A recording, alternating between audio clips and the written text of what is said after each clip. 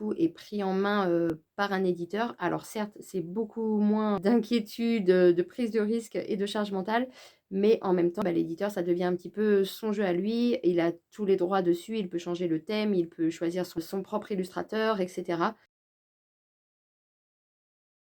Le plus grand défi, ça a été de dépasser mes propres croyances limitantes, je pense. Pour moi, créer un jeu, ça voulait dire, faire un prototype, convaincre un éditeur. Déjà, il faut savoir que pour rentabiliser un jeu ou en tout cas au moins rentrer dans ses frais, il faut l'imprimer à énormément d'exemplaires. Là, le mien, je l'ai imprimé à 3000 exemplaires et c'était vraiment le minimum syndical pour commencer à gagner éventuellement de l'argent si jamais j'arrive à vendre des 3000 boîtes.